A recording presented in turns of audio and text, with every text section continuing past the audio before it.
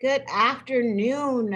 Welcome to the new season of With Your Mind in Mind. And we have Dr. Wayne Pernell here with us today. He is the breakthrough coach. You want to show us your branding so that we can become familiar with that? There you go. That's right. Dynamic leader, Dr. P. I'm Dr. known as I'm known as the outfluencer and your powerful presence mentor. So I there you love go. it. Well, this is perfect timing. I likely need to try to hire you for all of your services because this year has been challenging, right? Just trying to, still be a leader of people, still show that confidence, and also deal with, I don't know, a global pandemic and a major election. It's a lot. It is a Um, lot. the focus for this show is mostly mental health and mental health management and wellness. And so I had the pleasure of meeting Dr. P at the Speak Up Studios a few months ago. It seems Yeah. like a year ago, It though. seems like a long time. So much has happened and yet we've been shut in place. So it's incredible how much can get crammed into a short amount of time. I know, I know. Yeah. But I think also we're probably spending more time doing things that we're intentional about, right? So Too true. for us, we are intentional about saving lives and having people have conversations to manage their mental health. And your work is phenomenal. I think it's exactly what we need right now as a country, as a planet, specifically as leaders, Thank because I you. believe that our challenge is a little bit bigger than we would even want to discuss as leaders of people, because we don't want to seem as if we're not confident. We don't want to seem as though we don't have the ability to lead our teams and to lead the initiatives that we've been tasked with. So we've got you today to help Yay. us with some of that. Cool. Give us a little introduction of yourself, and we'll I, get started. Sherry, I love this. I love the spirit of this show, that it is about mental health, it is about leadership, and just to remind every single listener that every person is a leader. The way you show up, you are being watched, right? Somebody is noticing you. So everyone's a leader. My background is clinical psychology, and while I was working on my doctorate, this was almost 35 years ago, I got a call from a guy who he basically said, "Hey, I thank you for helping me and my wife." And I thought that was a great call. And he said, "But that's not why I'm calling you." I'm like, "Why? Well, why are you calling me? What's up?" He goes, "I need you to do that thing you did with me and my wife. Can you do that with me and my vice president?" And I had no idea at the time, when I was working and doing couples work with them, that this man was the president of a major organization in South San Francisco. And I live just outside of San Francisco. So he asked, could I help him and his vice president? This is 35 years ago. I'm on my way to earn my doctorate, and I'm in the midst of, do I go very clinical or, Okay. and and so what did I say? I said, yes, like, yes, maybe. So I said, yes, I leaned in, and sure enough, I began doing the same kind of work, because communication is communication is communication. Can we hear each other? And I think that's a foundational concept for mental health. It's a foundational concept for leadership. And so I began doing work with them. And about the fourth time I showed up, the line staff was out front applauding my arrival. We're so glad you're here. And I'm like, wait, I'm what? I'm working with them. What's up? And they pointed to the top floor. Yeah. And they're like, yeah, they are working so much better together. They're communicating. You've helped them set a direction, and they've actually let us know what that is. That makes our jobs easier. Thank you for being here. And it was in doing that that I began connecting line staff to middle management to senior management back to line staff. I began doing focus groups, and organization development as a concept had not yet been evolved, right? It hadn't been developed back then. And so I sort of lucked into doing that kind of work without knowing that's what I was doing. I was building culture based on their values. I was building a strategic plan based on the strategic vision. And so for the past 35 years, I've worked with companies and leadership at Schwab, 3Com, Whole Foods Market, AAA, Simplex Grinnell, Safeway, Bank of America, etc. So, and entrepreneurs and individuals who aren't in the senior leadership position. So I've worked with different people across all areas, all arenas, all different kinds of businesses. And it's fascinating, people just, the one thread that goes through all of it, Sherry, is that people want to know it's actually two things. And if you think about it, this is true for each of us. We want to know that our work is meaningful. Mhm. When we show up, are we doing something that matters?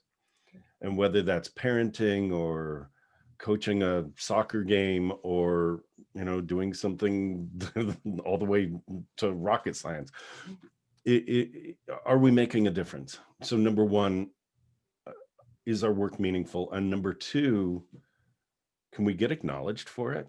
Like, does Mhm. anybody see me? Wow.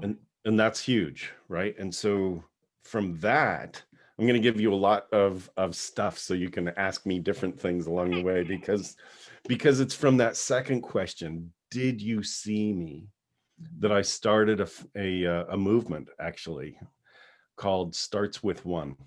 Mm. And Starts With One is about, these days, especially during the pandemic, right? We are hidden behind a mask. And what I noticed, I'm just kind of giving you context. What I noticed is that when we shop, people look down, almost as if I don't see you and then you don't see me, I won't get any on me. Right. And now more than ever, we need to be at a place to say, I see you, dear human, I see you. Yeah. And so when we acknowledge the other human to human, one person at a time, we create this ripple effect that goes beyond the person we're engaging with, and it positively affects people we may never meet. And that's why hashtag starts with one is a thing. Startswithone.com is a place people can go to learn more, but really it's about just plant that idea. It starts with one person. It's not like we should do something. Mhm. That's what I call, you got me on a riff here. It's I love like it. I love I it. got all fired up. So Actually, so it's what I call the paradox of we, right? We should do something, Sherry, and you nod your head and you go, we should, and then we go on our way. and then we move Instead on to of the next meeting and someone gives us another list of things to do. Yeah. exactly, we should, and the paradox of we is that we miss the accountable I, Mm. right? And let me ask you a question about that. Yeah, Because you mentioned that your second statement was like, can you see me? Can I get recognized for the work that I'm doing? exactly. And so often, and I come from corporate America leadership for well over 20 years, so I'm quite guilty of the same thing. We get so focused on meeting key performance indicators and metrics, and we don't necessarily, some of us, and in a lot of cases, don't spend the time to recognize those that report to us or that work with us or that we report to. Yeah, Recognition, just you kind of run out of time for that. And I think the pandemic, to your point, in my opinion, has given me a great opportunity to connect the way I like to, because I've never yeah. been a person to be in the store on my phone. So now that people are like masked up and actually, shopping, I love to be that person. It's like, hey, how are you today? And they're like, why are you speaking to me? Yeah, exactly, right? Exactly. So I want to poke on you a little bit, because I want to challenge the concept that we don't have time. Because here's the thing. That's all it takes to have eye contact. One, two. Did you see the eye color of the grocery store clerk? Did you look into the eyes of your partner at home, your kids at home, a team member at work, even on a Zoom meeting? Or are all your video conferences the top of your head because you're looking down, or right? It's like, do you dare be seen, Yeah. and do you dare notice others? And I think that really, if you think about it, it takes 2 seconds. One, two, did you connect with somebody? Yeah. And that's really all it takes to, we're talking mental health, we're talking leadership. Mhm. And as leaders, how long really is 2 seconds? You know, it's like, I'm so important, I've got to go. It's like, I've worked with leaders like that. Yeah. And that's all ego. It's It all is. ego. I listened to Deepak Chopra. He has, I'm going to call it an album because I'm going to date myself because I'm sure there's, Hmm. I don't know, what is it, a CD streaming thing. Um, and the name of it is The Soul of Healing Affirmations, right? Yes. It is, you have to listen to this. It is the most profound, like, guided meditation that I've ever like listened to, and I that's my thing. But one of the things that he refers to is seeing each other person as ourselves, right? Mm, And I know that, I want to be spoken to and smiled at, and paid attention to, because I'm outside of my house where that none of that happens. He talks about the word ego, and he says that it is an acronym for edging God out. right. It's like, it's just me. It's all about what I want and what I think and what I need, without engaging the other person, just as you would want someone to engage with you, right? But to your point, I think some of us have gotten away from that. So many people have moved away from that comfortable, hey, how you doing? Like, I'm just saying hello. Like, I'm not going to ask you for anything. I just want to greet you and say that I see you and engage with you on a human, That's magical. That, right? right? Yeah. That part's magical. When you show up with no other intention other than I see you, then you drop out of ego. Mhm. And to my mind, God works through you at that point, right? Because you are making a very human connection, and it is human being at that point versus human doing, which is which is where we lose track of who we really are. So as leaders, it's, I think we've also been afraid of operating at a semi-spiritual level. We've been afraid of bringing love into the workforce, and I think it's time to do that. Uh, you know, it's So I'm going to challenge that. I'm going to challenge. good. Um, Love and it. my experience and the experience of other, and I'm going to speak specifically about women in leadership, right? So Please. I'm Yeah. just about that. Um, I don't know that it's as easy as it sounds, right? Oh, it's not. Oh, it's not easy. It's totally not easy, because right, because we have these expectations. If you show up in this love space, if you show up with an open heart, if you show up unguarded and vulnerable, you'll be eaten alive, right? That's the way it's been. Yeah. You can't, I think it's possible to do both. I think it's possible to be vigilant and loving, right? I think it's possible to be, and really, when I say loving, that, a lot of people are going to be allergic to that and break out in hives. And when I say it, I don't mean like sloppy loving, I mean it like, show up as a good human, Absolutely. Agreed. right? Stand into your good humanness. And that's what it takes to really see another person. I think, when we talk about mental health, when we talk about leadership, we have done so much to push people out, to marginalize them.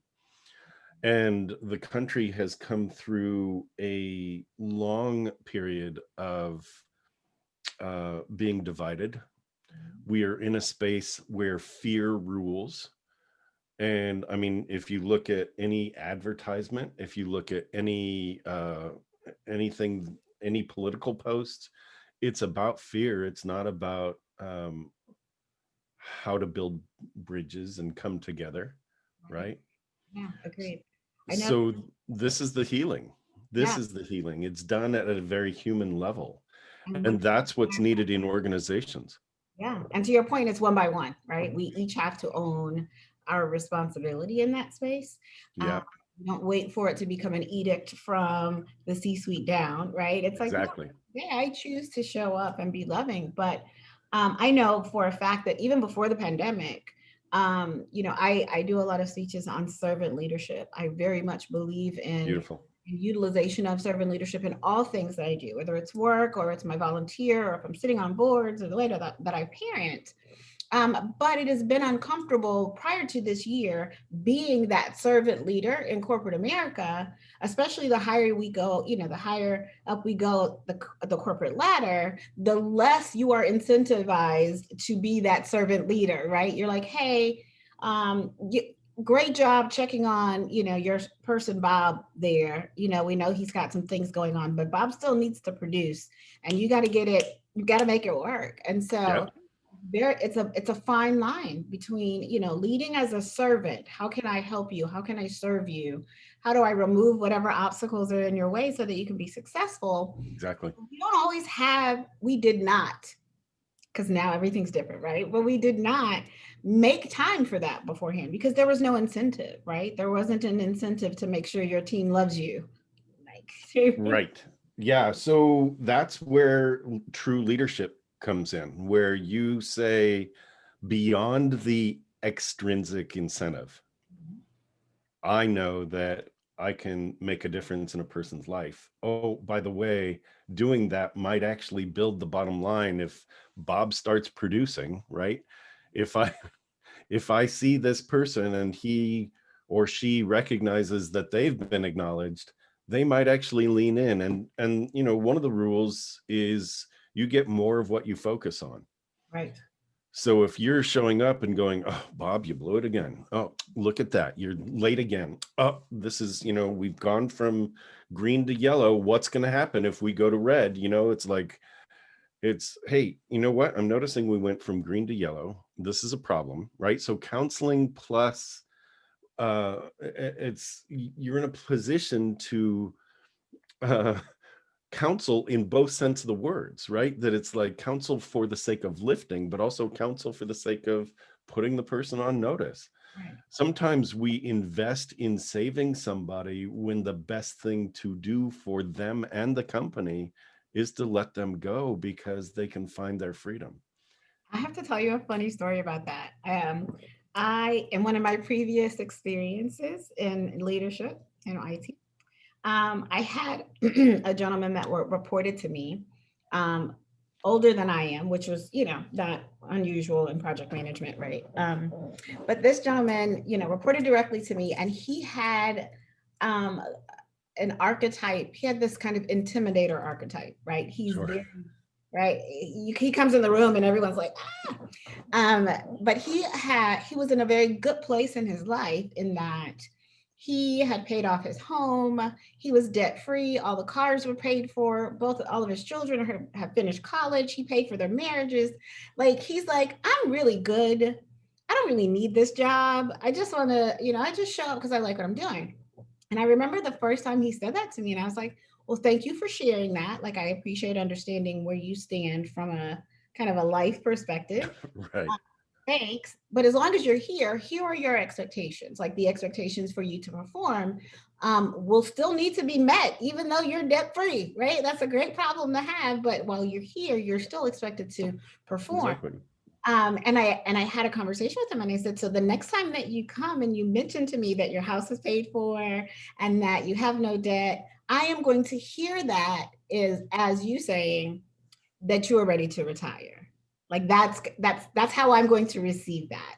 And fast forward like 3 or 4 months, he comes in my office and he literally slams the door, and he's like, "I just want to let you know that I don't have to deal with this. My house is paid for." I said, "Let me guess. Both of your cars are paid for. You paid for college for all your kids, and you paid for their weddings, right?" And he's like, "Yes." I said, "So will you be retiring on October 12th or on October 30th? Like which day?" And I remember him having this look of like, wait, well, I can be here to serve you if I can help you and coach you and develop you. But if you have Exactly. this mindset that like, I don't really want to be here anyway, I don't really need this job, you're right. Sometimes it's better to encourage those people to find something that's more, fitting for where they are in life, right? Exactly. Exactly. And even if, sometimes it's people that do need the job, they need the income, Mhm. but they're in the wrong job. And that's really important is also, help them succeed. That's part of servant leadership as well is, maybe this job is the wrong job. Can I help you succeed in a different one? And either that's internally or, it could be progressive counseling to find a place that's not in that company. And one of the we're doing stories. One of the best stories that I have is I worked for a major insurance company, and I was doing provider relations. So there were people that were as part of the insurance company. There were contracted physicians, counselors, psychologists, etc., that we would send people to. And I was new to such a big organization, and I got a chance to talk to the very intimidating CEO, right? And he's like, you know, anything you want to ask me? I'm like, well, what's the hardest part of your job? Mm. And he goes, he was thoughtful, which I didn't expect. And it was he goes, probably firing somebody. I go, really? Like, because he was this big, surly guy. Just I thought he'd eat people for breakfast. Like, he goes, no, probably firing somebody. I go, really? He goes, yeah. And he softened a little bit and he said, and if that ever gets easier, I don't ever want to have this job. Oh, And it was like, I am working for the right company. That's awesome, because to recognize that you are messing with somebody's life, but also to recognize that you might be helping them, absolutely. right? It is a tough decision. So, yeah, and that's true, bringing it back on an individual level, that we need to look at our own lives.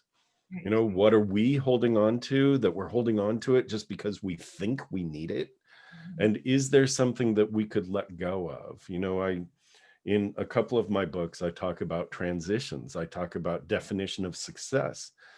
What we valued, I mean, wind back the clock 20 years. Mhm. Who you were then is not who you are now, right? And so our core values stick with us, right? We value love and family and integrity, and those are core values. Those stick with us. Our peripheral values change over time. In our 20s, for example, look at me, look what I can do, right? In our 30s, it's I'm building stability. I'm building stability. I might have a family. I might have a house. I'm building. In our 30s, we tend to land a little bit. In our 40s, we start to look at legacy. Yes. What did I give? What am I building toward? What am I going to leave behind? Mhm.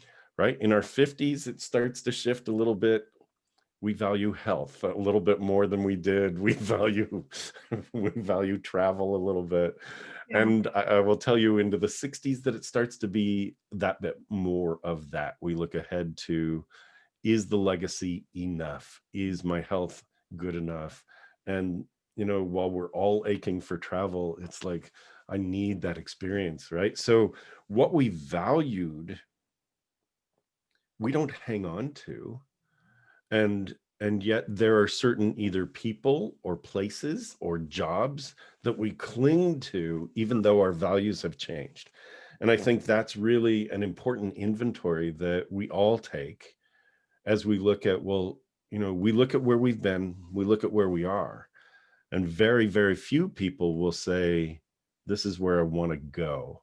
Mhm. And what values do I need to live into to get to where I want to go? Right. And that's a huge step. That is a huge step. So Mhm. um now's a good time to be doing it. I agree. It's interesting that you say that because, when you and I met, I think I told you a little bit about how we even started this whole like 2020 Lives Change movement. Who knew, right? But I decided to trust that telling the story, my dad's story, the trauma that I experienced so much, so many years ago, and I'm very close to 50, so I feel like I was listening to hear what 50 was going to be about.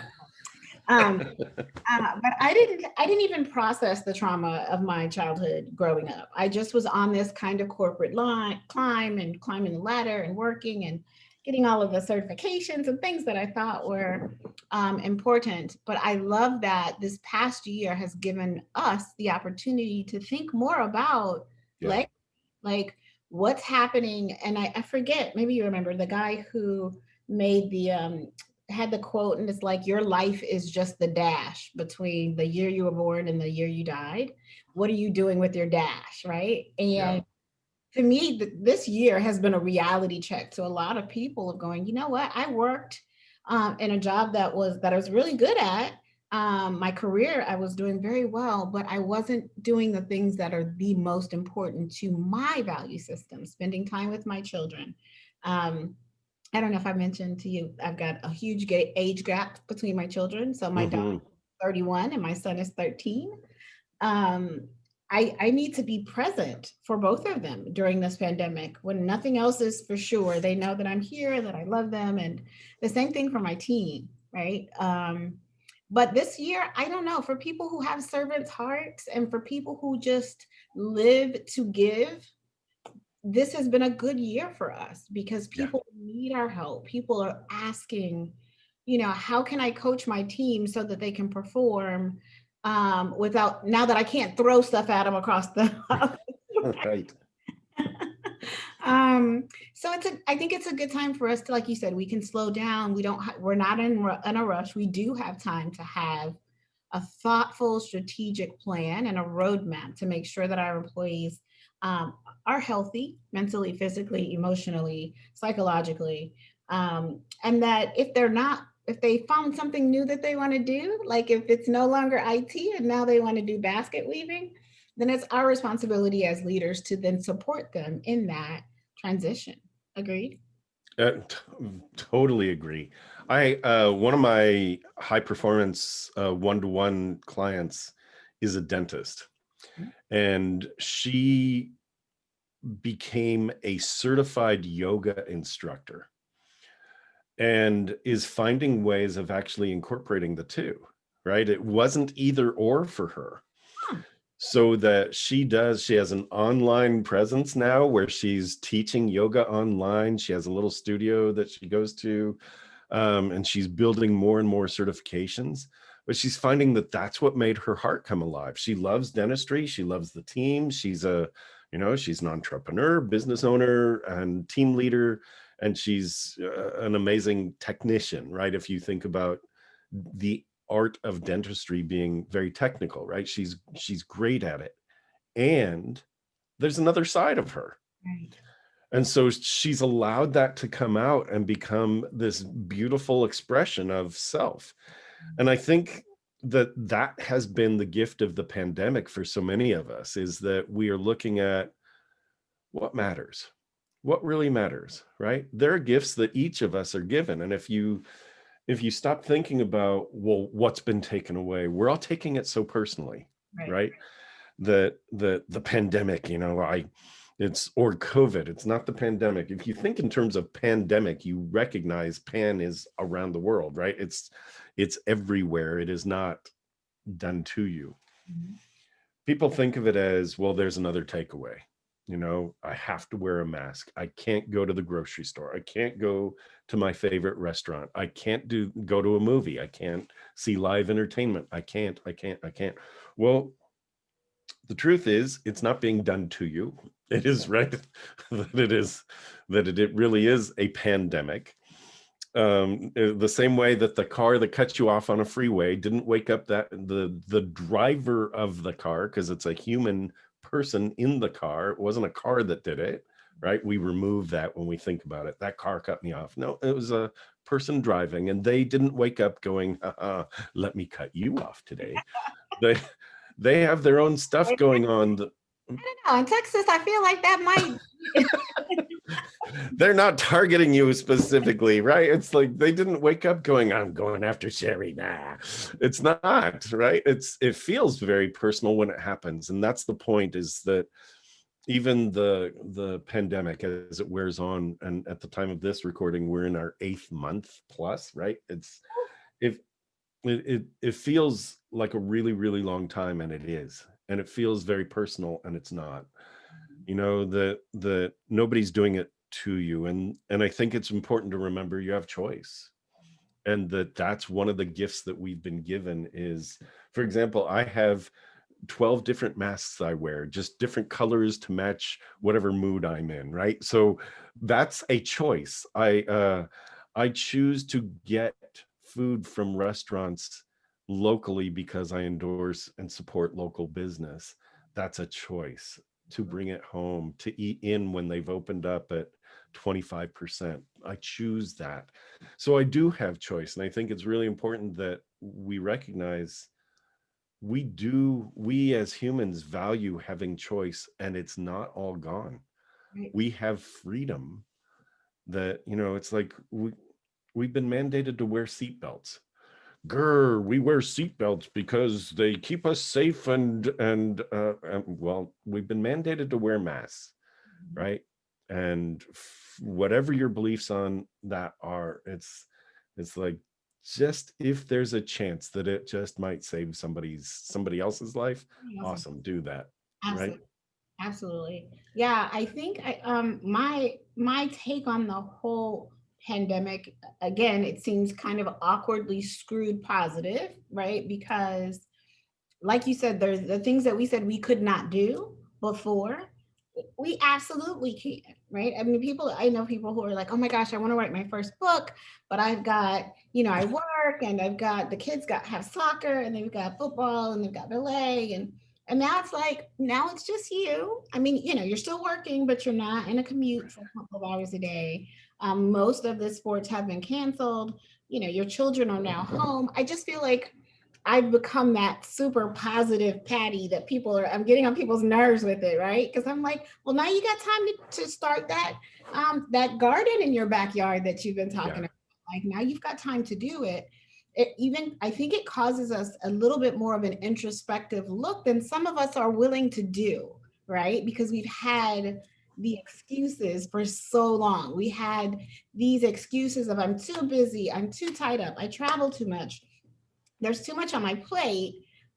And then they're like, well, that's why I didn't really work on leaving a legacy for my children, because I was just trying to get my 9 to 5 taken care of. And I Yeah. feel like people have had an opportunity to step back and say, you know what? What's really important is having conversations with my 13-year-old son about the movies that we watch together, so that if he's got a question, I'm there to answer. Or if I don't know the answer, we look it up together. Um, Like, but it's not comfortable for some people in leadership who led with like that kind of fear-based uh mentality, right? If yeah. led because I'm like that guy, the CEO that you mentioned, is like, I'm the boss and I said so. You don't get that kind of sustainable productivity from your teams, because at first they will do very well just to keep you from yelling at them. But if you don't have that genuine heart of a servant, and you're not genuinely caring about those people, that little lift in performance is very temporary. It's not sustainable. And that negative attitude spreads like wildfire, right? Too true. Yeah, too true. Well, you said a few things, and as that I want to comment on, leaders who lead through fear aren't true leaders, Mhm. right? Because that's essentially just control. It's only control, and that gets back to, for what, right? We're not true leaders. Basically lift as they lead, Absolutely. right? The other thing is that it's easy to find excuses, right? You're an amazing project management, right? Project manager. You do the PMP, it's like ta-da. Project management power. Yes, That's what PMP stands for, right? I love that. I'm totally using it. I love that. All right, I'm gonna So that. here's the thing. Look, I had a full-time job, and job for so many people stands for just over broke. And while I had a job, I started Dynamic Leader as a business. I started a business. Okay, I also am in a blended family. I have 3 kids. My wife has 2. So we had a family with 5 kids. That's 7 people in the house. Awesome. Full-time job, started a business, 7 people in the family, and I wrote my books. Well, I didn't have time. Yes, I did, because here's the thing, as a project manager, you know that everyone is given the same amount of time in a day. Absolutely. We don't do time management, we do project management, Mhm. right? And family is a project, and eating is a project, and starting a business is a project, and writing books is a project. I have 5 books out there. I'm an international #1 best-selling author. That's not an accident. Whoops, I wrote a book in my spare time that I didn't have because I was too busy making excuses. No, you know what? You want to do something, you step in. This is about courage, Sherry. This isn't about excuses, right? So now is a great time for anyone, any if you're listening to this, and you are obviously, right? So stay tuned, because this is where you take your first step. You go, yeah, that thing I've been putting off, I've been afraid of it. Well, what are you afraid of? That you might fail, so you never start it? You've got to take the first step. Oh, I'm a perfectionist. Awesome. Then you have to put it out there in order to perfect it, Right. right? It's like you can't perfect something if it's not out there. You know what? And you make me think a lot about the next generation, the generation after us, right? So my daughter is a millennial. And I say this all the time. I love the energy of millennials. And I know Yep. people are like, we know something's wrong with Sherry, that just because she keeps talking about how she loves millennials, right? But they have a spirit, because most of them grew up in a bunch of like team sports. They have that very heart that you're talking about, that like, Yep. hey, we tried it, it didn't work, let's try something different, right? Exactly. And it does not take away from who you are as a human. It does not take away from who you are as a person. We had a project, the project didn't go as as expected, but we learned some things, and next time we'll do better. And I'm like, if I could just take that energy and put it into some of my other generations of project leaders, I think we would be so much better off, right? I mean, just going, you know what, yeah, nobody died. Like the project was 2 days late. We had contingencies built in, so we're fine. I think that's a and that's a very broad statement, but I mean, it can almost be generational how we deal with um the time that we had. It really looks different depending on who you're talking to. I think you're right. I think what we need is it sounds funny to say, rules to live by. Mhm. And I think, different generations take on their own rules. And here's the thing, is that any of us can remember that failure is an event. It is not some proclamation, Right. right? Oh, your project was 2 days late. You failed, not your failure. Right. You missed your project due date. The project got done, Mhm. and ta-da, right? What do we do next time Right. so that it is on track next time? It reminds me of my top 3 watchwords. I have a list of 10. My top 3: why, but, and should. It's like, you should have done this sooner. It's like, I can't should have done anything now, Right. Right. right? So it's really about, what could or would I do for the future? The holidays are coming up. We're doing various holidays, and family gatherings are all about, like, that's why these are my top 3. Why becomes a very blameful statement. Why did you do that? Why is this happening? Why did you? And instead, be curious. What or how? are great openers. They're open-ended questions versus why, which demands a because answer. Why'd you leave that there? It's like, or why are one of my favorites is, why are there mugs still in the sink? It's like, well, I left my mug there and gravity kept it there. That's why they're still there, right? It's like you won't get the answer you want. You know, parents yell at their kids, why are your jeans still on the floor? I told you to move your shoes and your all that stuff. It's like, yeah, I moved my shoes. My jeans are there. That's where I took them off and gravity kept them in place. Ask the question you want. What can we do to keep this space free for everyone to use? It's a very different, like if you ask a question with the endpoint, with a vision of it, that's awesome. But as you know, negates everything that came before it. And I heard you do project management. I was doing organization development. I heard this leader, he thought he was being an inspirational leader. July and August were really great months, but we have 2 weeks left in September. Oh, And I'm like, I'm sitting here, I don't even know what that means, but we have, like, we're July and August not great months. Is September going to tank? What does that mean? Right. And I taught him, if he only did, and it sounds like what I call a swallowed syllable, if he changed that statement and used the word and instead of but, it sounds entirely different. And I'm going to say it and you won't even hear the word and, it won't even register. Right. July and August were really great months, and we have 2 weeks left in September. And it's like, now we know we want to make September as good as July and August, right? It's like, yes, let's do it. But is a very big negator, right? And it also becomes it's almost like a comparison. I can say, you're wearing a solid dark jacket and I'm wearing a brown window pane check jacket. I don't even know if that's officially window pane. And if I say but, right, you're wearing this, but I'm wearing that, it's like, well, is yours better? And ooh, if I say, it's you're actually not wearing a jacket, it's a vest, right? So you're wearing this dark vest, but I'm wearing a jacket. It's like, so suddenly it's like my jacket's better. And if I go, you're wearing a vest and I'm wearing a jacket, now we're talking about what we're wearing when we're filming this. Awesome. Right. So it's inclusive. And then should, as I said, you can't should have done something. This is, I think Wayne Dyer said it way back in the 70s like that. It was, and it just stuck. It's so important to think about. You can't should have done something now, right. right?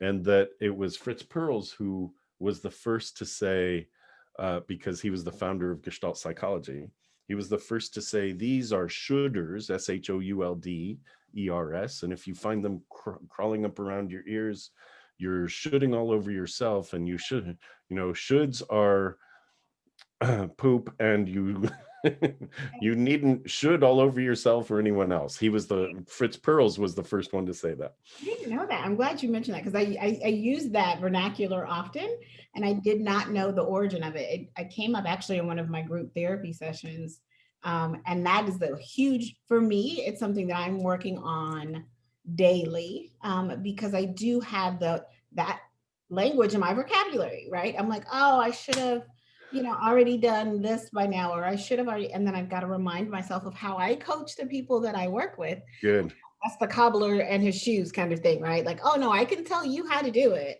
Um, but then I still have the tendency of, what did you say? Like shoulding all over myself, right? I Exactly. Yeah. should have done this. I should have done that. When in actuality, what's done is done, and all we can do is try to move on and be more positive, right? Right. So switch to what would or could. What could I do? Like, what could I do right now that's going to make the next 2 hours very different for me? If I'm recognizing I could have or should have done something differently, what can I do right now? What could I do? What can I do? And we become future focused. We become future focused in the moment. That's the trick, is to be in the now, looking at action steps for now to create a different future. And I think that's huge because that's a leadership moment. And when you do that for yourself, you're doing that for others as well. Massive, movement happens. It's magical. I love it. I love it. So you did mention your 5 books that you've written. So I'm so excited for you. That's so cool. Thank you. So tell me a little bit about the most recent one. It's the Significance Factor. Okay, so the should I take you on a journey? Yes, let's go on a tour. Let's do it. So I'll take you on this journey. Choosing Your Power was my baby. This Okay. came out about 8 years ago. It is still my baby. It is still, I love everything about this book. Choosing Your Power is about stepping in to owning your space, using communication, building your relationships. Productivity is actually part of it. I mean, really, this touches on so many pieces of your just how you engage in the world. The subtitle of Choosing Your Power is Becoming Who You Deserve to Be at Home and in the World.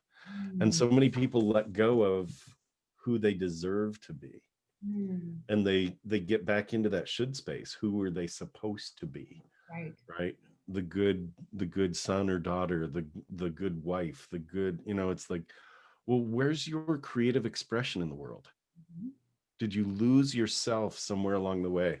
And so Choosing Your Power is about getting that back. Okay. I wrote this as, I'd been doing consulting and counseling and coaching, and it's about 300 women's voices in my head and it was mostly women. And this also resonates with men. After I wrote it, it was like, oh, I needed to hear that, because people show up apologetic. They just become so apologetic in their lives.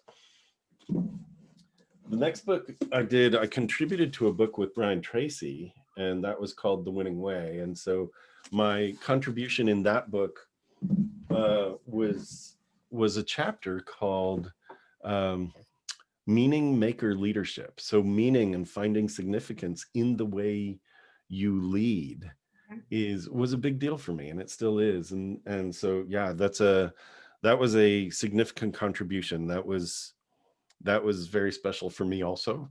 I don't write books that aren't special, right? It's like it comes out of me, it's part of me. So sharing that. The Significance Factor. This one became my first self-published book. Hmm. I love this book a lot because, again, the subtitle, 6 Key Elements That Transform Your Life to Make It Truly Matter. And it's really about stepping through success and into a place of significance. One of the things I believe is that what we gather and what the trophies and all that stuff, and the money, what we gather is how we measure success. What we give is how you can measure significance, right? How have you lifted the lives of others? And so this is really about how do you redefine success for yourself? Because what you valued then isn't what you value now. And what really is success? And so the Significance Factor became a very pivotal book for me. I've done a lot of coaching around it. I've done a lot of leadership work around it. Um, and I have a gift for our audience actually revolving around this book, and I can tell you about that later. I'm going to walk you through. I'm going to continue the book tour. Love it. Dynamic transitions is, I wrote this when it answers the question, well, who am I if I'm not fill in the blank, right? And really, I did this poll, and there were almost exactly 100 people in the room when I did this poll, and I'm like, this is perfect. So I said, raise your hand if you're in some kind of transition, either emotionally, career-wise, with your finances, spiritually, some kind of transition. And 99 people raised their hands, and the other person was sort of distracted and wasn't even paying You attention, missed the whole right? question. Because here's the thing, 100% of us are in some form of transition. Mhm. And this book is about really gaining control of that, right? Recognizing that you've been on a values journey, and it teaches you how to step into truly grab your next big piece of that journey. And then the most recent book was a book I co-wrote with the CEO of a company that I was belong to, and it's called Leadership Lessons from the Road. And the subtitle, you'll love this. The subtitle, Why Bother? We're All Knuckin' Futs.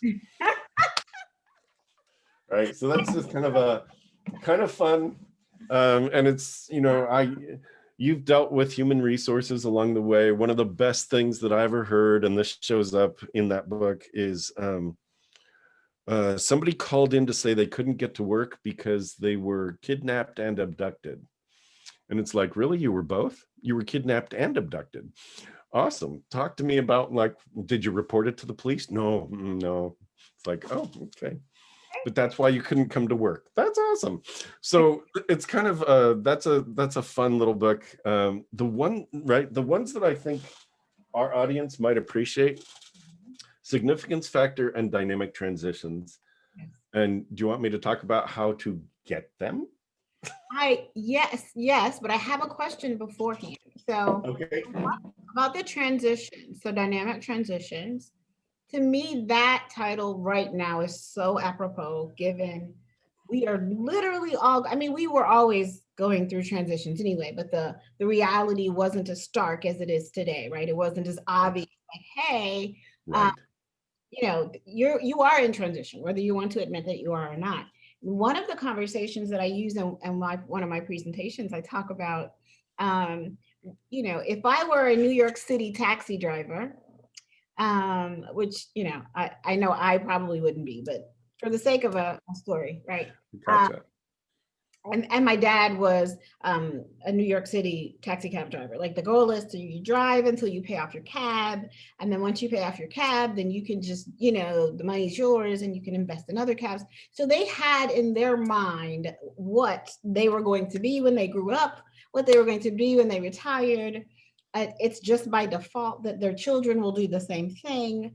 And that way of thinking has just been like obliterated just by the disruptive technologies that have, blossomed over the past couple of decades.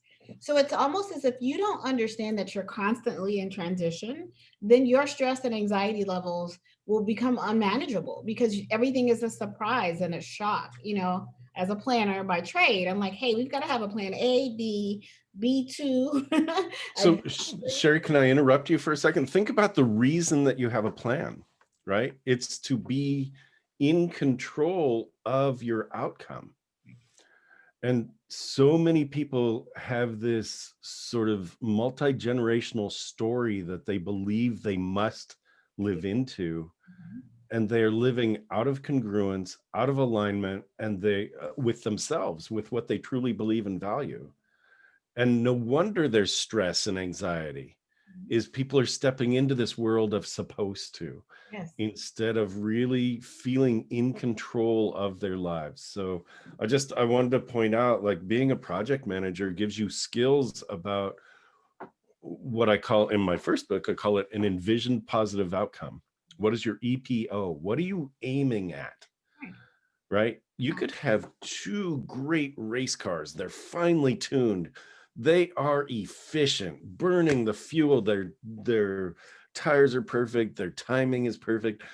And if one is tilted off in the opposite, in just a little bit wrong direction, and the starting gun goes, it doesn't matter how efficient they are.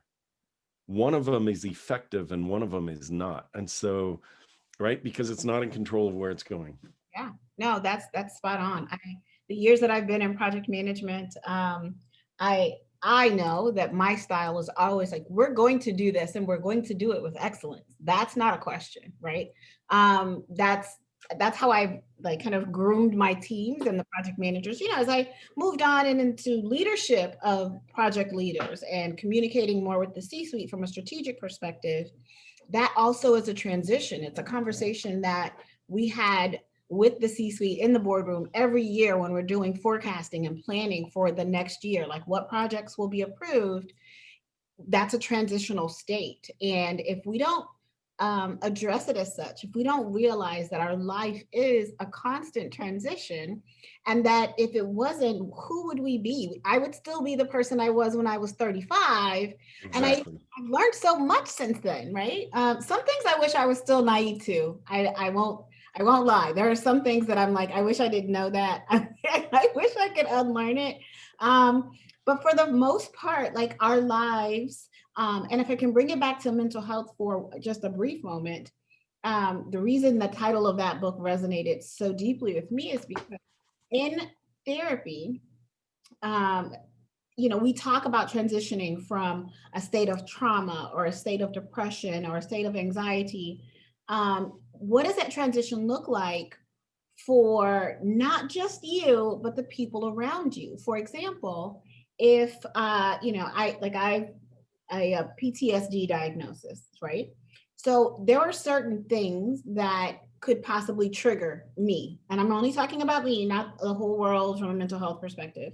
But there are certain things that can trigger my trauma, the trauma from the past.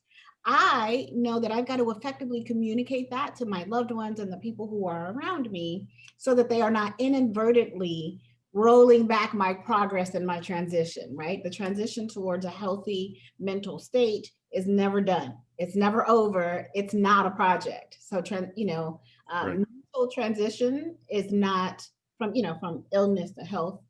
That's not, it's not a project. It does not have an end date. You won't ever be done. We're constantly working on becoming better versions of ourselves, understanding our Yes.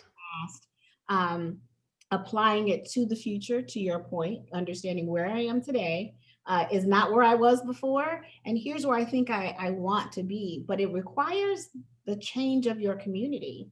And I wonder how deep do you get into that in your dynamic transitions book? Do you talk about the importance of your tribe, is what I call it, right? Our community when we are transitioning. Because if I was always the mom who worked 70-hour work weeks, and I was gone and traveling all over the world, and now I'm not doing that, I'm transitioning into a different type of parent. How does that disrupt my household? Because now that, oh well, that's a hypothetical question because right now it's Willow and I, so it's not that big of a deal. But you know what I mean? Like those transitions are bigger than ourselves, and so I True. see that book as a great opportunity to just broach that subject with those around us. Yeah, I think it's really important. Communication becomes a theme through all of this. And um, one of the things I focus on in my coaching is how do you garner the support you need to become or step into the person you are becoming? Right, And you have to do it whether you get approval or not, right, right? That's part of health. The A couple of things came to mind. One is quick laser coaching for you if you're willing to yeah, accept something. When people are moving from something, put it in the past tense. And when people have an illness, to let go of the word my and to use the word the. So, right? Because when you say, oh, my trauma, it's not a pet. And as soon as you turn it into the trauma I experienced makes it further away. And that does allow you to heal from it. Right. So that's something really important. When people go, my cancer, my cold, my whatever, it's like the cancer, the cold. like that. Right. And it allows you to remove it is a psychological uh Like step toward removing yourself that. from the thing that you are trying to put away, I love that. right? Yeah. So just that's something that's really important to recognize. And then yeah, how do you garner the support you need? And it is by being very clear about what it is you need.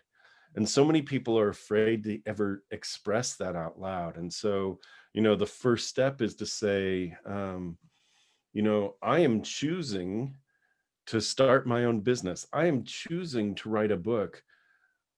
What do you think, like my very first book, when I first wrote my book, right? I'm choosing to become an author. I'm probably going to need a few hours every weekend.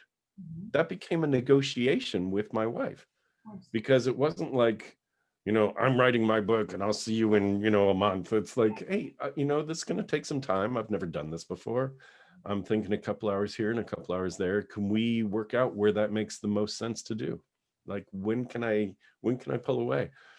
And, she'd be doing her stuff or gardening, and it's like, do you need me outside, or can I, is now a good time? Right. Right.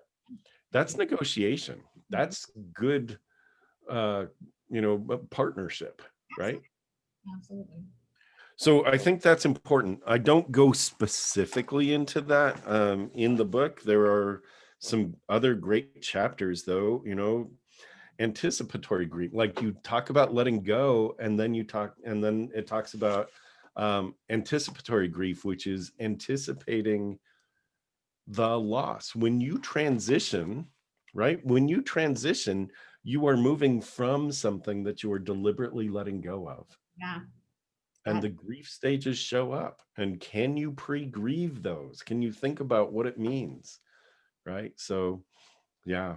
I love The subheading of this, the subtitle of this, you'll love this: How to Move Boldly and Gracefully into the Next Great Phase of Your Life. So I love that. I love we're it. all in it. I'll have to put that one definitely on my readers list. And You'll then love it. Yeah, um, you'll love it. significance. I just completely forgot the name of the book that I was just talking about. Yeah, the significance factor. That's what I thought. Okay. So I struggle with just understanding, even my own significance, trying to change lives and keep people from, ending their lives, right? My significance now is tied to my purpose. And that's different for me. Typically, my significance was based on my title, like, oh, she's the director of this, she's the vice president of that. Yes. And so in this season, I have learned that my significance is in who I help and how I help them, as opposed to some like some job description that was written by someone 30 years ago, right? Yes. So tell me a little bit about that book, and then definitely let's talk about how our listeners and watchers can actually get a copy of that. So tell me kind of the precipice of that book so that I can do your sound bites for you and market and promote for you when we wrap up here. What's funny is you just described it. Really, you just talked about you're more than your job title. You talked about the difference you do make. And I think that people don't take inventory of the effect that they have on other people. And that's really what significance is. And the other thing, you mentioned this a few minutes ago, and I wanted to come back to it. And you didn't say it this way, and I think it's really important. We are continuing to grow. And when we stop growing, we start dying, right? My dad he's very old. He's 98, right? When Oh, he was, right? And so he's starting to decline over the past couple of years. But you know what?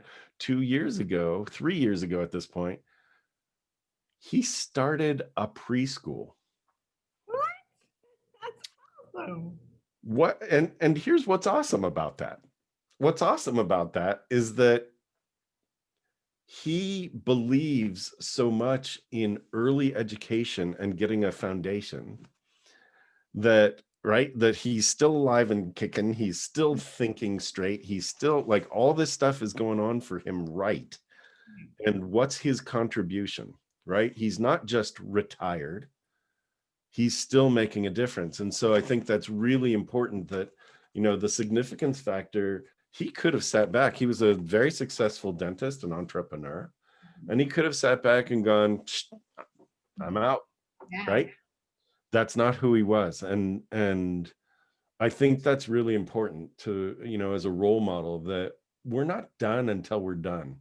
Mm. And you decide to make a difference. You decide to keep going. You decide to grow yourself by seeking coaching or counseling. You decide to grow others by deliberately acknowledging who they are and stepping in and determining where you can lift them. Absolutely. And the significance factor really does. It walks through how to live a life, not just of success, look what I got, but truly, how did I make my difference? Mhm. And and this book, it does help to define what success is. You're allowed to have and to want. You're allowed that. Awesome. Be that, right? But don't stop there. Yeah. Don't stop there, right? So yeah, the significance factor. If if you're spelling my name right, Wayne Pernell, Pernell, WaynePernell.com, or if it's easier, dynamicleader.com. That'll get you to WaynePernell.com. There's a place where you can download the significance factor for free.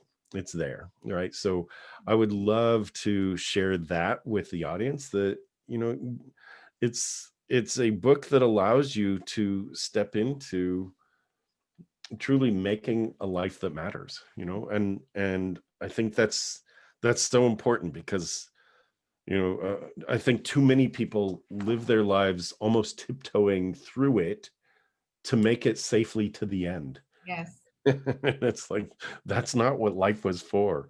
Yeah. We need to touch others. We need to touch others' lives and make our difference. And the significance factor is all about that. I love that. Well, thank you so much for that gift. I will make sure that we promote that on all of the platforms, Instagram Thank you. and LinkedIn. Those are my favorite. Facebook as well. So definitely, what else can I do to support you in the work that you're doing right now? What else can we do?